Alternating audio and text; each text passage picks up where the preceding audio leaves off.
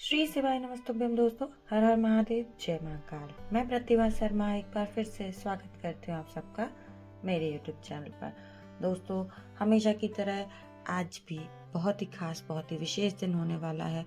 हर अमावस्या हमेशा खास होती है, परंतु ये जो अमावस्या इसे साल की आखिरी अमावस्या कहेंगे और साल की सबसे बड़ी अमावस्या यानी कि सोमवती अमावस्या। सोमवती अमावस्या का बहुत ही ज़्यादा महत्व होता है क्योंकि यह साल की सबसे बड़ी अमावस्या इसे माना जाता है। दोस्तों, इस सोमवती अमावस्या के दिन आपने अगर छोटे छोटे से उपाय कर लिए तो आपको इसी जीवन काल में उसका फल प्राप्त होगा।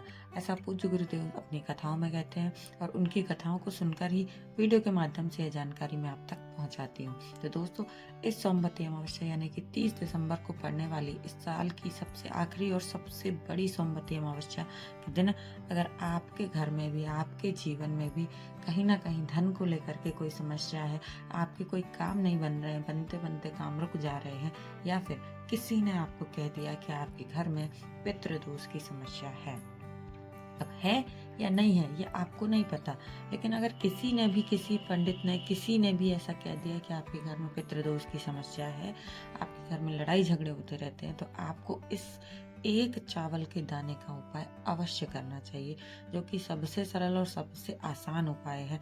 इसे कोई भी व्यक्ति कर सकता है, चाहे वह महिला हो या पुरुष हो, है ना। आपने करना क्या, आपने सिर्फ और सिर्फ एक अक्षत लेना है। अक्षत यानी कि चावल का एक दाना जो कि टूटा हुआ ना हो, खंडित ना हो, इसलिए अक्षत का एक दाना आप लेकर के अपने राइट हैंड में, सीधे हाथ में यानी कि दाहिने हाथ में लेंगे और उस एक चावल के दाने को लेकर के आपको सर्वप्रथम जिस जिस स्थान पर आपके घर में पानी होता है, यानी कि किचन में जो पानी का स्थान है या फिर पानी का स्थान जहाँ कहीं भी आपके घर में है, वहाँ पहुँच करके आपको उस एक चावल के दाने को उससे स्पर्श कराना है आपके घर में रखे हुए मटके या परंडे से। जिस किसी के घर में मटका परंडा नहीं है, आरओ है, वो भी पानी का स्थान है, उस एक चावल के दाने को अपने सीधे हाथ में लेकर के यानी कि दाएं हाथ में लेकर के उससे स्पर्श करा दीजिए, पितरों का स्मरण कीजिए और उस एक चावल के दाने को लेकर के आपको पूरे घर में घूमना है।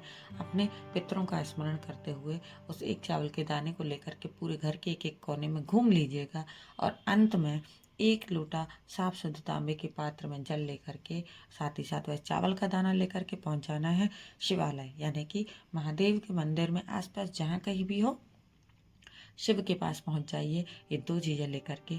तो सबसे पहले जो आपके पास जल है, उस जल को एक धारी से बड़े ही प्रेम से, बड़े ही श्रद्धा से ईश्वर का ध्यान करते हुए, ओम नमः शिवाय, श्री शिवाय नमस्तुभ्यम का ध्यान करते हुए एक धारी से उस जल को शिव के ऊपर समर्पित कर दीजिए और अंत में जो आपके पास में एक चावल का दाना है, उस एक चावल के दाने को आपको शिव के ऊपर समर्पित करना है। और जब भगवान शिव के ऊपर आप उस चावल के दाने को समर्पित कर रहे हैं, आपको स्वधा स्वधा स्वधा स्वधा स्वधा 5 बार स्वधा स्वधा बोल करके और वहां पर उस चावल के दाने को भगवान शिव के ऊपर समर्पित कर देना है। दोस्तों, 3 बार स्वधा बोलने का जो उपाय है, जो नियम है, वह एकादशी के दिन किया जाता है। और जब आप अमावस्या के दिन इस उपाय को कर रहे हैं, यानी कि सोमवती अमावस्या के दिन आप इस उपाय को कर रहे हैं, तो आपको 5 बार स्वधा बोलना है।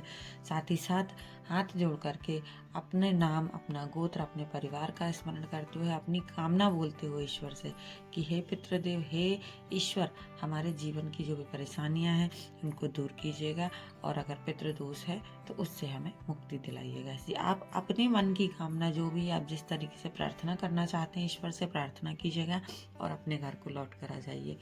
कहा जाता है कि इस अमावस्या के दिन यानी कि सोमवती अमावस्या के दिन आप जो भी कर्म करते हैं, जो भी अच्छा काम करते हैं, उसका फल आपको इसी जीवन में प्राप्त होता है। तो दोस्तों, यहाँ तो बात की हमने पहले उपाय की, जो थी बहुत सरल, बहुत आसान सा उपाय है। दूसरा उपाय मैं आपको इसमें बताने वाली हूँ, जिसमें करना क्या है। आपने पीपल का वृक्ष देखा है, पीपल के वृक्ष की आपको थोड़ी सी छाल जो है वो खुरच करके ले आनी है, ठीक है। और उस छाल को खुरच करके ले आइएगा, उसको आप पीस करके, छान करके उसका पाउडर जैसे बना लीजिए, ठीक है, जिसका हम कहते हैं कि पीपल की छाल का चंदन, ठीक है। अगर आप आपको छाल ज़्यादा ना मिले या आप उसको पीस करके पाउडर ना बना पाएँ, तो उसका दूसरा तरीका मैं आपको बताना चाहूँगी। आपके पास अगर चंदन घिसने के लिए कोई है, तो उस पत्थर के ऊपर आप उसको घिस करके थोड़े से पानी में उसका लेपन तैयार कर लीजिएगा, चंदन के जैसे, ठीक है? और वो चंदन आपने बना लेना है। अब सोमवती अमावस्या के दिन इस चंदन को लेकर के पहुंचेंगे महादेव के शिवलिंग के समक्ष। जो महादेव का लिंग वाला हिस्सा है, नीचे का जलाधारी वाला नहीं, जो सिर्फ शिवलिंग का हिस्सा है, उस शिवलिंग पर आपको इस पीपल की छाल का जो आपने चंदन बनाया है, उस चंदन का आपको अच्छे से लेपन कर देना है। और लेपन करने के बाद आपको हाथ जोड़ करके प्रार्थना करनी है। जब आप लेपन कर रहे हैं, ध्यान रखिएगा, आपको भगवान का एक विशेष नाम मन में उच्चारण करना है। वो कौन सा नाम है? पिपलेश्वर महादेव। जी हाँ, पिपलेश्वर महादेव के नाम से उस चंदन का लेपन कर दीजिए। हाथ जोड़ करके ईश्वर से अपनी कामना कीजिए कि हे ईश्वर, मेरे काम बनते बनते रुक जा रहे हैं, नौकरी है या व्यवसाय है, ऐसे बहुत सारे काम जो हैं वो होते होते रुक जा रहे हैं, तो आप इनमें मेरी सहायता करें। जो भी आपकी इच्छा कामना है, ऐसी प्रार्थना आप ईश्वर से कीजिएगा। पिपलेश्वर महादेव के नाम का स्मरण करते हुए यह उपाय आपने करना है। आपकी प्रार्थना पूर्ण हो जाती है। उसके बाद जो चंदन का लेपन आपने किया है शिवलिंग के ऊपर, उस चंदन को आपको वापस से किसी प्लेट में, किसी बर्तन में निकाल लेना है, ठीक है? और उसके बाद जो एक साफ शुद्ध जल आपके पास तांबे का है लोटा, उसमें उस लोटे का जल आपको भगवान शिव के ऊपर समर्पित कर देना है। फिर से पिपलेश्वर महादेव के नाम का स्मरण करते हुए जल को समर्पित कर दीजिएगा। और जो चंदन आप लेकर के गए हैं, जो आपने शिवलिंग से उतारा है, पीपल की छाल का चंदन, उसको लेकर के घर आ जाना है। इसके पश्चात आप इसमें या तो पीला चंदन मिला सकते हैं या फिर थोड़ा सा लाल चंदन मिला करके रख लीजिएगा। और जब भी आप कहीं जाते हैं, किसी भी कार्य के लिए जाते हैं, तो आप इसका एक तिलक अपने मस्तक पर और एक कंठ पर लगा करके जाइए। देखिए फिर इसका क्या कुछ प्रभाव होता है।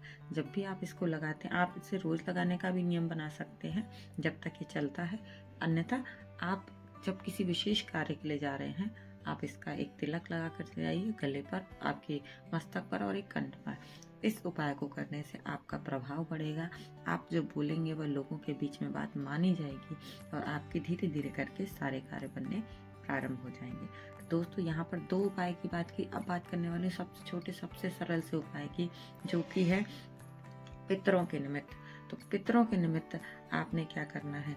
आपने पितरों के निमित्त, अमावस्या का दिन है, एक दीपक तैयार करना है। क्योंकि पितरों के लिए दीपक जला रहे हैं तो लंबी बत्ती का दीपक होगा, और लंबी बत्ती का दीपक होगा गाय का शुद्ध देसी घी डालिएगा। लंबी बत्ती का एक दीपक। आज के दिन आपको अगर कोई जलाशय मिल जाता है तो उस जलाशय पर शाम के समय एक दीपक पितरों के निमित्त जरूर जलाना है। दिशा होगी दक्षिण की, और दीपक के नीचे कोई आसन जरूर रखिएगा, चाहे वह कोई भी अनाज हो। आप चावल के दाने रख करके एक दीपक जो है वो जलाशय के समक्ष जला सकते हैं पितरों के निमित्त। आपको बहुत जल्दी लाभ प्राप्त होगा। और अगर आप पितरों के निमित्त जलाशय के पास नहीं जा सकते, आपके आसपास कोई जलाशय नहीं है, तो अपने घर में ही मटके परंडे के पास में एक दीपक जलाना बिल्कुल भी ना भूलें। नीचे दीपक के आसन जरूर दीजिएगा और लंबी बत्ती का आपको दीपक जलाना है। अगर आपके पास में गाय का शुद्ध देसी घी ना हो तो आप तेल का, यानी कि सरसों के तेल का या तिल के तेल का दीपक जलाएं। सबसे उपयोगी तेल होता है वो सरसों का तेल होता है ना, जो कि महावीर जी यानी कि हनुमान जी के लिए जलाया जाता है। लेकिन अगर आप पितरों के निमित्त जला रहे हैं तो आप तिल के तेल का दीपक जला लीजिएगा। अन्यथा सर्वश्रेष्ठ जो होता है वह घी का दीपक होता है। तो दोस्तों, इस वीडियो में मैंने 3 उपाय की बात की कि एक आपको तिल के तेल का या घी के तेल का दीपक पितरों के निमित्त जलाना चाहिए। दूसरा जो है वो चावल का, पीपल की छाल का चंदन यानी कि पिपलेश्वर महादेव के नाम से। ये 3 उपाय आज के दिन जरूर कीजिएगा। आपके किस्मत, आपकी भाग्य जो है वो आपको बदलता हुआ दिखाई देगा अगले आने वाले साल में, यानी कि 2025 में। दोस्तों, पूज्य गुरु जी की कथा को सुनकर वीडियो के माध्यम से अपने शब्दों में मैं यह उपाय जानकारी आप सबके साथ शेयर करती हूँ। उम्मीद करती हूँ आपके लिए लाभदायक होता होगा।